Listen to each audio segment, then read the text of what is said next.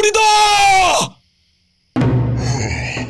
어디선가 들려온 고함 소리와 함께 낙과 농기구를 든 사람들이 날 에워쌌다. 그 중심에는 아버님이 있었다. 내 놈이 땅의 기운을 전부 빼먹었던 괴물놈이구나. 그래, 재물 하나로는 성이 차지 않았던 게야.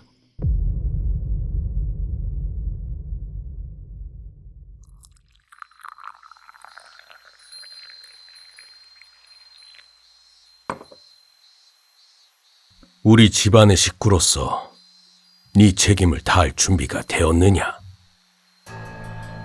아버지의 말에 쉬 대답을 하지 못했다.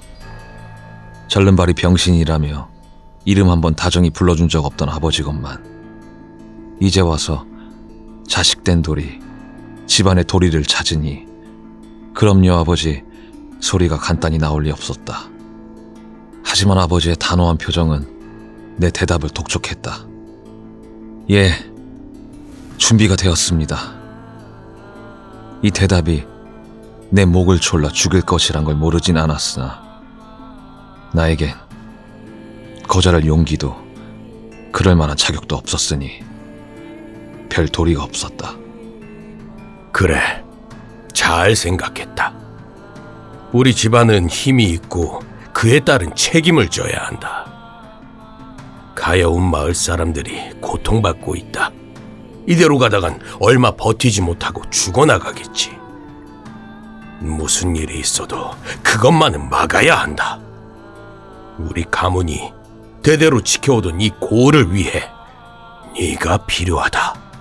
자식놈 제물로 바치겠다는 말을 참 쉽게도 하십니다.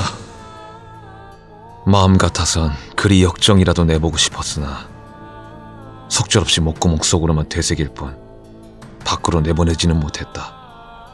재물이라니, 마을을 살리기 위해 괴물에게 바쳐지라니.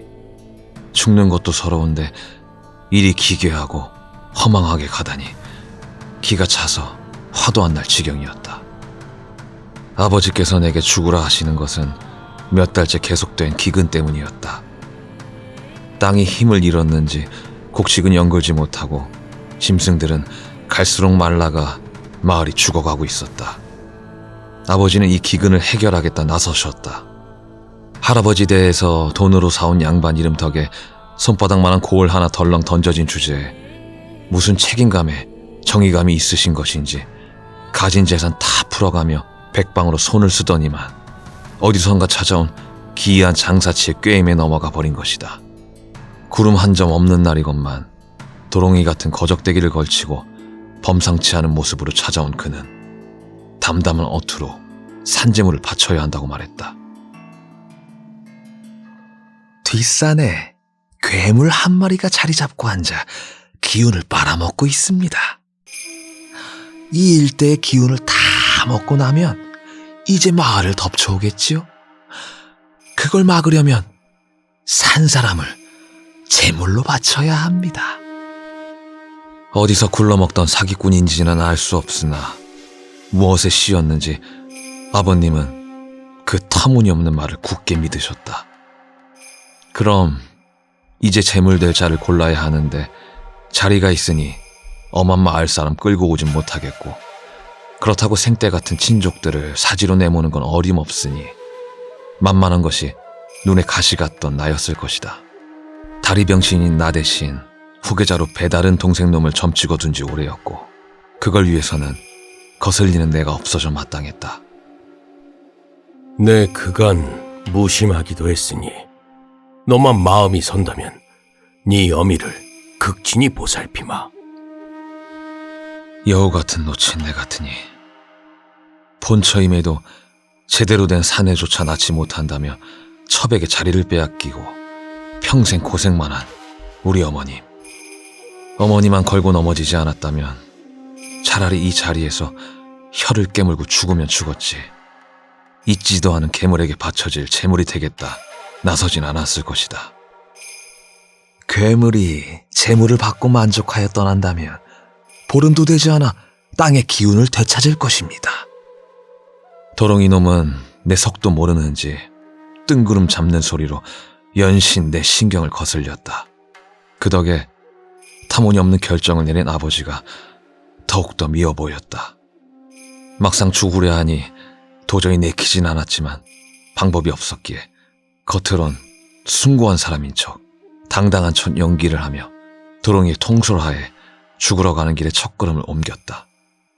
그런 내 뒤로 식솔들과 마을 사람들이 따라주었다. 마침내 모두의 위로 섞인 안타까움이 섞인 배움 끝에 마을을 벗어나 뒷산으로 향했다. 하지만 당당히 떠나리라는 다짐이 무색하도록 지팡이를 짚고 채 세 걸음을 걷기도 전에 고개를 돌렸다. 누군가는 나를 붙잡아 주지 않을까 하는 작은 미련 때문이었다. 그저 멀리 공부하러 가는 줄만 아는 어머니는 역시나 나와 계시지 않았다. 혹여나 눈치채고 일을 망칠까 싶어 가족들이 못 나오게 한 게 분명했다. 익숙한 얼굴들은 많이 보였음에도 누구 하나 날 잡아세우는 이가 없었다. 늘상 내게 차가웠던 아버님은 이해할 수 있었지만 그간 병신 같은 내게 잘해주던 가족들, 실은 내색 없이 수발을 들어주던 하인들, 그리고 늘 웃는 얼굴로 인사를 해주던 마을 사람들까지. 대의를 위해 용기를 내준 내 아들을 힘들게 붙잡아두면 안 돼요. 자, 다들 돌아갑시다. 아버님은 그리 말하며 그대로 돌아서서 마을 안으로 들어갔다. 눈치를 살피던 식구들과 마을 사람들 모두 슬슬 아버님의 뒤를 따랐다. 마지막 순간 보이는 광경이 내게 등을 돌린 채 멀리 사라지는 마을 사람들의 뒷모습이라니. 찬양받아 마땅하건만 다들 날 떠나가다니. 서러움의 속이 뒤틀려왔지만 이내 마음을 다잡기로 했다. 모든 건 어머님을 위해서, 그리고 우리 가문을 위해서다.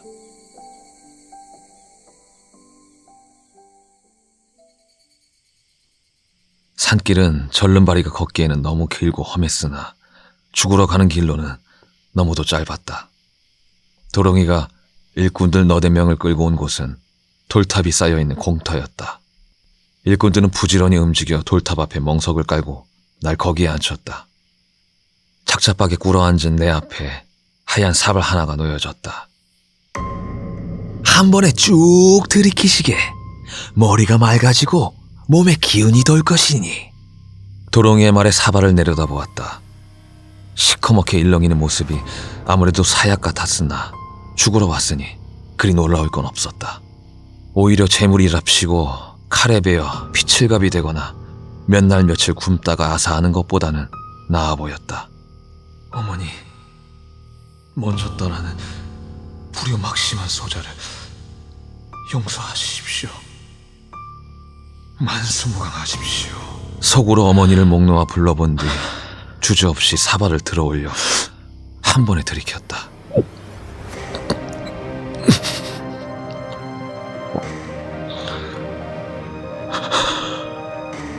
쌉싸름한 약재가 목구멍을 타고 들어가자 불길 같은 것이 온몸을 퍼져나가기 시작했다. 머리가 높은 곳을 떠다니는 듯 몽롱해지고 팔다리에 힘이 빠지는 것이 그리 불쾌한 기분은 아니었다. 빙글빙글 돌아가는 하늘을 마지막으로 온 세상이 검게 물들었다.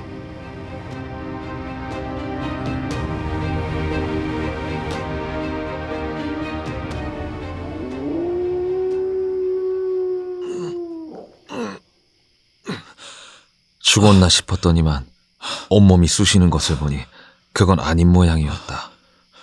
팔다리가 다 저리는 통에 신음을 뱉어내며 눈을 떴다. 이미 날은 어두웠고 도롱이도 일꾼들도 보이지 않았다. 그저 돌탑 앞에 홀로 쓰러져 있을 뿐. 돌팔이 장사치가 만든 약이 제 역할을 다하지 못한 탓인지 아니면 어머니를 두고 먼저 가는 것이 내심 마뜩찮아 돌아왔는지는 모르지만 난 죽지 않았다. 살아남았다는 사실이 이리도 당혹스러울 줄은 꿈에도 생각하지 못했다. 이대로 도망쳐버릴까 하는 생각이 안 드는 건 아니었지만 아무런 도움 없이 절뚝이는 다리로 산길을 헤쳐나갈 수 있을 것 같지는 않았다. 새삼 비참한 기분이 들어 몸을 일으킬 생각도 하지 못한 채 주변을 돌아보았다. 산짐승 소리, 바람 소리, 스산하게 우는 밤새 소리에 스멀스멀 겁이 나기 시작했다. 차라리 얌전히 죽었으면 좋았을걸. 이리도 추잡하게 살아남다니. 무서움을 떨쳐내려 몸을 웅크리고는 머릿속으로 온갖 잡념을 떠올렸다. 좋았던 것만 떠올려보자. 마음이 화했던 기억을 떠올려보자. 하지만 떠오르는 기억이라곤 내게서 떠나가는 사람들의 뒷모습뿐이었다. 그래, 어서 가서 죽거라. 절름발이 병신이니 그렇게라도 써먹어야지. 네가 죽어야 우리가 사니 기쁘게 죽어라. 아이, 저 병신 절름발이. 아이, 이렇게라도 써먹어야지요. 얼마나 좋아, 쓸모없는 게 재물로 받쳐줘야지. 아유, 그럼. 우리 지금 마을 사람들이 다 죽게 생겼는데 한 사람 바쳐갖고 우리가 다 살 수 있는데 이게 어디야? 그들의 등은 그렇게 말하고 있는 것 같았다. 서러움이 사무쳐 들어가 조용히 눈물을 흘리다 못해 이를 악물고 눈을 떴다. 이대로는 죽을 수 없다. 어머니가 보고 싶었다. 그 자리에 있었다면 다른 이들과 떠나는 대신 내게 달려와 가지 말라 붙잡아 줄게 분명한 어머니. 마음속 깊은 곳에서 검고 뜨거운 것이 일렁이는 느낌이었다. 그리고 저릿한 팔다리에 힘이 돌아오기 시작했다. 여기 쓰러져 비참하게 죽느니 이를 악물고 돌아가리라. 다시 제물로 바쳐지는 한이 있더라도 어머니의 얼굴만은 보고 가리라. 비틀거리며 다리에 힘을 주고 일어났다. 머리가 어지러웠지만 걷는 건 문제가 없었다. 한 발짝 내디딜 때마다 힘이 붙어가고 있었다. 걸을 수 있다. 돌아갈 수 있다. 오늘 처음으로 느껴본 희망이었다. 나는 후들거리면서도 넘어지지 않고 점차 속도를 더했다.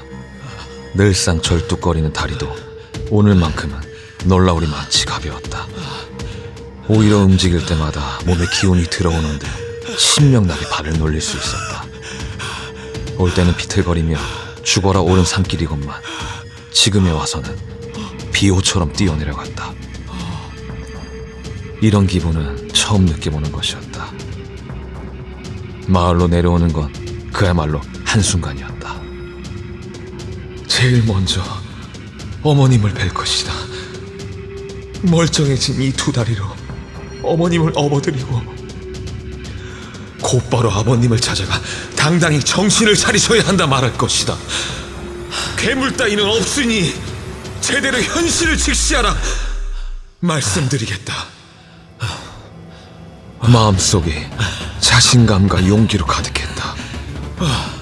그간 터무니없음에도 거절도 못하고 죽으러 온 어제의 내가 우스워질 지경이었다. 너무 기뻐 소리라도 지르고 싶은 심경으로 어느새 코앞까지 다가온 마을로 들어선 그 순간 괴물이다! 어디선가 들려온 고함 소리와 함께 낙과 농기구를 든 사람들이 날 에워쌌다. 그 중심에는 아버님이 있었다. 내 놈이 땅의 기운을 전부 빼먹었던 괴물놈이구나. 그래, 재물 하나로는 성이 차지 않았던 게야. 괴물이란 말에 혼란스러워하며 내 몸을 내려다보았다. 기괴하게 뒤틀리고 검게 변색된 다리, 통나무처럼 두텁고 단단한 몸.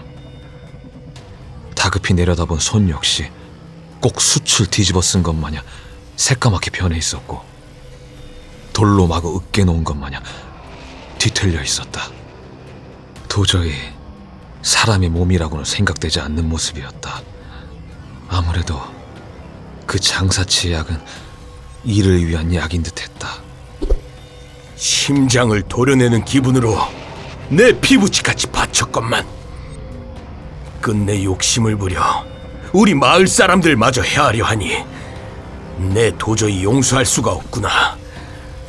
내 기필코 내 놈을 도륙내어 아들의 원수를 갖고 이 땅의 기운을 돌려놓겠다. 아버님은 기합을 내지르며 내게 창을 내질렀다. 다른 이들 역시 저마다 소리를 쳐대며 내게 날부치를 휘둘러대기 시작했다. 아버지, 접니다. 전 괴물이 아닙니다. 살려주십시오. 목이 터져라 소리쳐봤지만 나오는 소리라고는 그르릉거리는 짐승의 울음소리뿐이었다. 살기 위해 휘두른 팔에 몇몇 장정들이 쓰러졌지만 그 때문에 흥분한 이들의 공세는 더욱 거세어졌다.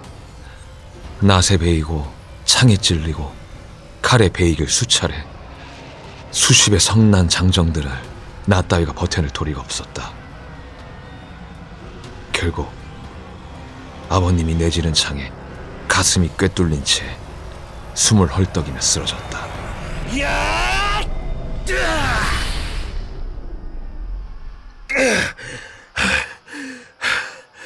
모두 물러나라! 내가 직접 끝장내겠다! 사람들을 물린 아버님은 칼을 빼들고 내 목을 겨누었다. 칼을 높이 들어올린 아버지는 나에게만 들릴 정도로 작게 속삭였다. 미안하다 아들아. 이 역시 마을을 위한 일이다. 용서하거라. 힘겹게 고개를 돌려 아버님을 올려다보았다. 편치 않은 표정의 아버님을 보니 모든 것이 이해가 되었다. 아버님은 장사치에게 속은 게 아니다. 그저 미리 입을 맞추었을 뿐. 기근을 막을 방법이 없으니 면피를 위해 신뢰를 잃지 않기 위해 죽음은 과격한 방법으로 사람들에게 기운을 주려 한 것이다. 그에 따라 희생이 필요하니 가장 쓸모없는 것을 버린다. 아버지답게 지극히 합리적인 선택이었다. 아버지는 그 말을 마지막으로 날 향해 칼을 내리쳤다.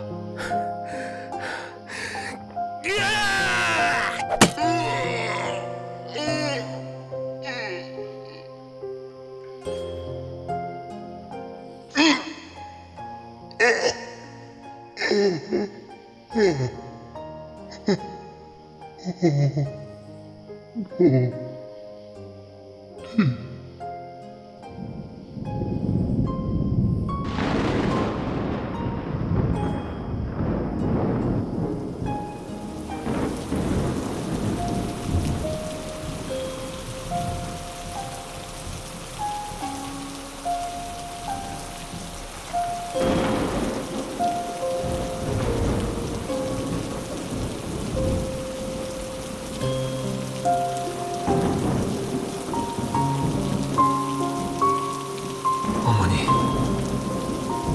먼저 떠나는 불효막심한 소자를 용서하십시오. 이 소자, 이 한 몸 희생하여 마을 사람들과 어머니를 살리도록 하겠습니다. 만수무강하십시오.